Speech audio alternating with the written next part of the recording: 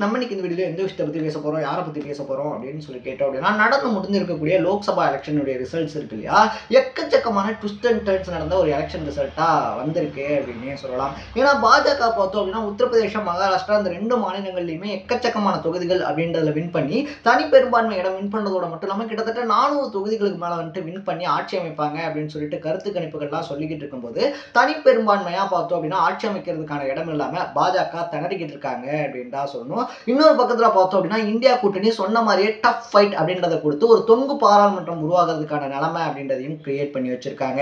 இது மட்டும் இல்லாம பார்த்தோம் அப்படின்னா ஒடிஷா, ஆந்திர பிரதேசம் சொல்லிட்டு நடந்து முடிஞ்ச 2 சட்டமன்ற தேர்தல்களிலுமே எக்ஸ்பெக்ட் பண்ணாத தீர்ப்புகள் அப்படின்றது மக்கள் கிட்ட வந்திருக்கு.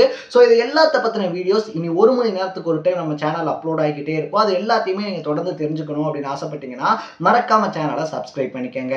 ஃபர்ஸ்ட் ஆஃப் ஆல் நம்ம பேச போற விஷயம் என்ன அப்படின்னு சொல்லி கேட்டோம் அப்படின்னா, what happened in Andhra Pradesh அப்படின்றதான். ஏன்னா ஆந்திர பிரதேஷ்ல இப்ப சந்திரபாபு நாயுடு இருக்கார் இல்லையா, அவர் வின் பண்ணியிருக்கிறதுனால தான் பார்த்தோம் அப்படின்னா மோடி 3வது முறையா ஆட்சி அமைக்கிறதுக்கான வாய்ப்புகள் அப்படின்றது எட்டி பார்த்திருக்கு அப்படின்னு சொல்றாங்க.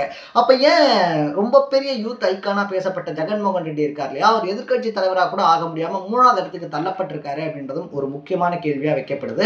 அது மட்டும் இல்லாம பவன் கல்யாண் இருக்கார் இல்லையா, ஜனசேனா கட்சியினுடைய தலைவராக இருக்கக்கூடிய பவன் கல்யாண் எதிர்க்கட்சி தலைவராகவும் ஆயிருக்காரு அப்படின்னே சொல்லலாம். ஸோ ஜெகன்மோகன் ரெட்டி எந்தெந்த இடத்துலலாம் கோட்டை விட்டாரு அப்படின்றதான் இப்ப பார்க்க வேண்டிய விஷயமா மாறி இருக்கு அப்படின்னு தான் சொல்லணும். ஏன்னா ஃபர்ஸ்ட் ஆஃப் ஆல் பார்த்தோம் அப்படின்னா இருக்கக்கூடிய 175 தொகுதிகள் அப்படின்றது சட்டமன்ற தொகுதிகளா இருந்திருக்கு.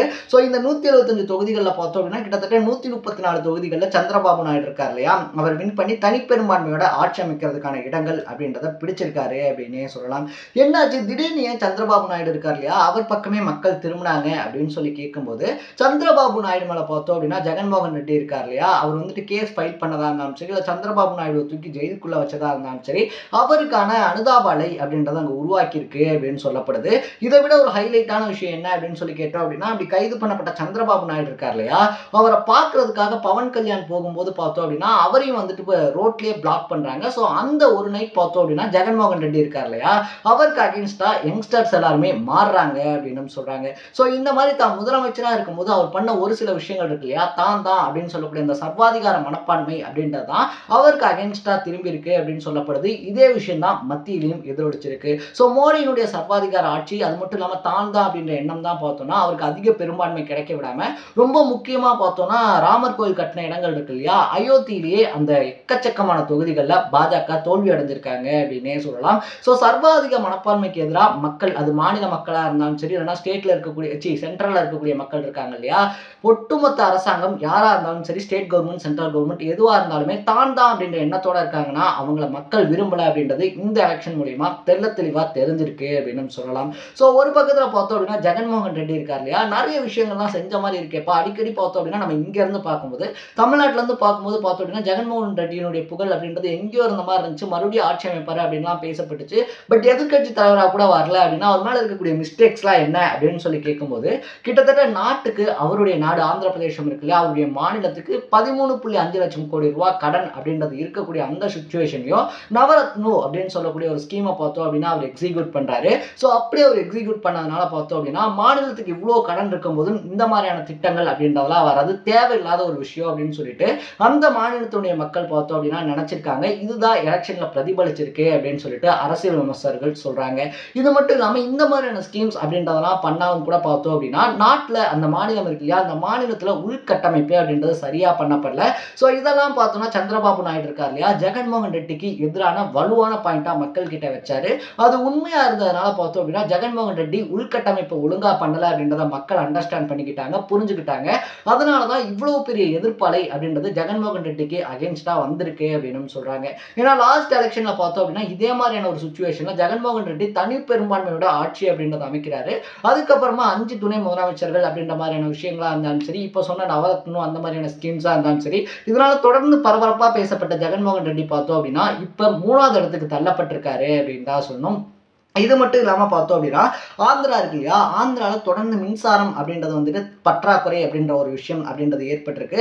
இதனால எப்போ கரண்ட் கட் ஆகும், எப்போ கரண்ட் இருக்கும் அப்படின்னு சொல்லிட்டு ஒரு முறையான விஷயம் அப்படின்றது அங்கே இல்லை அப்படின்னு சொல்கிறாங்க. தண்ணீர் பற்றாக்குறை இருக்கு இல்லையா, அதுவுமே வந்துட்டு பார்த்தோம் அப்படின்னா ஆந்திராவில் ரொம்ப பெரிய விஷயமா பேசப்பட்டுக்கிட்டு இருக்கு அப்படின்னு சொல்லப்படுது. ஸோ நம்ம இங்கேருந்து பார்க்கும்போது பார்த்தோம் அப்படின்னா ஜெகன்மோகன் ரெட்டி ஒரு ஹீரோவா, ஒரு ஹீரோக்கான பிம்பம் அப்படின்றது கட்டமைக்கப்பட்டாலும் கூட அந்த மக்கள் அங்கே இருக்கக்கூடிய குறைபாடுகள் அப்படின்றதெல்லாம் பார்த்து அதுக்கு அகென்ஸ்டா ஓட்டு போட்டிருக்காங்க அப்படின்னு சொல்றாங்க. அதனால இப்ப சந்திரபாபு நாயுடு இருக்கார் இல்லையா, மறுபடியும் முதலமைச்சர் ஆயிருக்காரு. பட் இப்ப ப்ராப்ளம் என்னவா இருக்கும் அப்படின்னா சந்திரபாபு நாயுடுவை தொட்டதுக்காக பழிவாங்கல் நடவடிக்கை அப்படின்றது இருக்கு இல்லையா, அரசியல்ல சர்வசாதாரணமா நடக்கும் அப்படின்னே சொல்லலாம். இப்போ ஒரு 5-10 வருஷமா தமிழ்நாட்டு அரசியல்ல அது கம்மியா இருக்கு அப்படின்னு தான் சொல்லணும். முன்னாடி ஜெயலலிதா கருணாநிதி இருந்தாங்க இல்லையா, அவங்க பீரியட் வரைக்குமே பார்த்தோம் அப்படின்னா இவங்க ஆட்சிக்கு வந்தா அவங்கள நோண்டுறது, அவங்க ஆட்சிக்கு வந்தா இவங்கள நோண்டுறது அப்படின்றதெல்லாம் ரொம்ப அசால்ட்டா நடக்கக்கூடிய ஒரு விஷயமா இருக்கும். ஸோ ஜெகன்மோகன் ரெட்டியை பொறுத்த வரைக்கும் எதிர்க்கட்சியா இருந்தா கூட அவருக்கான வாய்ஸ் அப்படின்றது கொஞ்சம் அதிகமா இருக்கும். இப்ப 3வது இடத்துக்கு தள்ளப்பட்டிருக்கிறதுனால பார்த்தோம் அப்படின்னா அடுத்தடுத்து பல விளைவுகளை அவர் சந்திக்க வேண்டி இருக்கும் அப்படின்னு சொல்றாங்க. இந்த வின் பார்த்தோம் அப்படின்னா சந்திரபாபு நாயுடு இருக்கார் இல்லையா, அவரை மத்தியில கிங் மேக்கரா உருவெடுக்க வச்சிருக்கு. ஏன்னா இப்ப அவர் யாருக்கு சப்போர்ட் பண்ண போறாரு அப்படின்றது மத்திய அரசியல்ல ரொம்ப பெரிய பரபரப்பை கிளப்பி இருக்கு அப்படின்னு சொல்லலாம். நேத்து கூட பார்த்தோம்னா ஒரு வீடியோ ரொம்ப ட்ரெண்டிங்கா போய்கிட்டு இருந்துச்சு. மோடி இருக்கார் இல்லையா, சந்திரபாபு நாயுடு நின்றுகிட்டு இருக்கும்போது வாங்க வாங்க வந்து உட்காருங்க அப்படின்னு சொல்லிட்டு தன்னுடைய பக்கத்துல கையை பிடிச்சி இழுத்து உட்கார வச்சாரு. இப்படிலாம் முன்னாடி பார்த்தோம் அப்படின்னா மோடி யார்கிட்டயுமே ரியாக்ட் பண்ணதும் கிடையாது, யார்கிட்டயுமே மோடி பார்த்தோம் அப்படின்னா இப்படிலாம் பேசினதும் கிடையாது. ஸோ அப்படி சந்திரபாபு நாயுடுவை தன்னுடைய பக்கத்திலேயே உட்கார வைக்கக்கூடிய அளவுக்கு இப்போ சந்திரபாபு நாயுடைய தயவு இருக்கு இல்லையா, அது மோடிக்கு தேவைப்படக்கூடிய ஒரு விஷயமா மாறி இருக்கு அப்படின்னு தான் சொல்லணும். ஸோ சந்திரபாபு நாயுடு பண்ண முக்கியமான விஷயங்கள் என்ன அப்படின்னு சொல்லி பார்த்தோம்னா, ஏன் ஜெகன்மோகன் ரெட்டி ஆந்திராவுக்கு வேணும் அப்படின்னு சொல்லிட்டு ஜெகன்மோகன் ரெட்டி ஒரு பிரச்சாரம் அப்படின்றத முன்னெடுக்கும் போது ஆந்திர மக்கள் ஏன் ஜெகன்மோகன் ரெட்டியை வெறுக்கணும் அப்படின்ற மாதிரி ஒரு முன்னெடுப்பு அப்படின்றத சந்திரபாபு நாயுடு பண்ணியிருந்தாரு. ஸோ இதுவுமே வந்துட்டு பார்த்தோம் அப்படின்னா அவருக்கு ரொம்ப பெரிய அளவில் கை கொடுத்துருக்கு அப்படின்னு சொல்றாங்க. அதனால தான் அவர் தனிப்பெரும்பான்மையாக ஆட்சி அமைக்கக்கூடிய அளவுக்கு ரொம்ப பெரிய ஹைட்டுக்கும் வந்திருக்காரு. இதுக்கு முன்னாடியே பல டைம் பார்த்தோம் அப்படின்னா சந்திரபாபு நாயுடு இருக்கார் இல்லையா, மத்திய அரசியலில் யார் வந்துட்டு பிரதமராக இருக்கணும் அப்படின்றத டிசைட் பண்ணியிருக்காரு. லைக் தேவ் கவுடாவா இருந்தாலும் சரி, இல்லைன்னா அடல் பிகாரி வாஜ்பாய் இருக்காங்க இல்லையா, இவங்களுடைய அரசாங்கமாக இருந்தாலும் சரி, ஒன்று உள்ள இருந்து சப்போர்ட் பண்ணுறது, அப்படி இல்லை அப்படின்னா வெளியில இருந்துட்டு ஆதரவு கொடுக்கறது அப்படின்றத பல டைம் பண்ணியிருக்காரு. அதே மாதிரியான ஒரு சுச்சுவேஷன் அப்படின்றது இப்போ வந்திருக்கிறதுனால இவருடைய ஆதரவு யாருக்கு இருக்க போகுது அப்படின்றது மத்திய அரசியல்ல ஒரு ரொம்ப பெரிய பரபரப்பை கிளப்பியிருக்கு அப்படின்னே சொல்லலாம். இந்த பக்கத்துல பார்த்தோம் அப்படின்னா பாஜகவால் ஆல்ரெடி பாதிக்கப்பட்ட ஒரு கட்சி தான் சந்திரபாபுனுடைய தெலுங்கு தேசம் அப்படின்னே சொல்லலாம். ஸோ அப்படி இருக்கும்போது பார்த்தோம் அப்படின்னா அவங்களுக்கே மறுபடியும் சப்போர்ட் பண்ணுவாரா, இல்லைனா அகெயின்ஸ்டா ஒரு கூட்டணி அப்படின்றத வச்சிருக்காங்க, அதில் நீங்க பிரதமராக இருந்துக்கங்க அப்படின்ற மாதிரி ஒரு முன்னெடுப்புன்றது கொடுக்கப்பட்டா கண்டிப்பா சந்திரபாபு நாயுடு இருக்கார் இல்லையா, அவர் யோசிப்பாரு அப்படின்னு சொல்லப்படுது. ஸோ சந்திரபாபு நாயுடைய கையில தான் பார்த்தோம் அப்படின்னா அடுத்த பிரதமர் யாரு அப்படின்றதுக்கான விடை இருக்கிறதுனால இப்போ ஒட்டுமொத்த அரசியல் பார்வையுமே சந்திரபாபு நாயுடு பக்கமா திரும்பி இருக்கு அப்படின்னு சொல்லப்படுது. நீங்க இந்த விஷயத்தை பத்தி என்ன நினைக்கிறீங்க அப்படின்றத கமெண்ட் செக்ஷன்ல போட்டு இதே மாதிரி அப்பப்போ அப்டேட்டா போயிட்டு இருக்கக்கூடிய விஷயங்கள் இருக்கு இல்லையா, அது கரண்ட் அஃபேர்ஸ் இருந்தாலும் சரி, பாலிடிக்ஸ் இருந்தாலும் சரி, ஸ்போர்ட்ஸ் இருந்தாலும் சரி, இதே மாதிரி அப்பப்போ அப்டேட்டா போயிட்டு இருக்கக்கூடிய விஷயங்களை நீங்க தொடர்ந்து தெரிஞ்சுக்கணும் அப்படின்னு ஆசைப்பட்டீங்கன்னா மறக்காம சேனலை சப்ஸ்கிரைப் பண்ணிக்கோங்க. அடுத்த 1 மணி நேரத்தில் இன்னொரு இன்ட்ரெஸ்டிங்கான வீடியோ வரும், அதையும் பார்க்க ரெடியா இருங்க.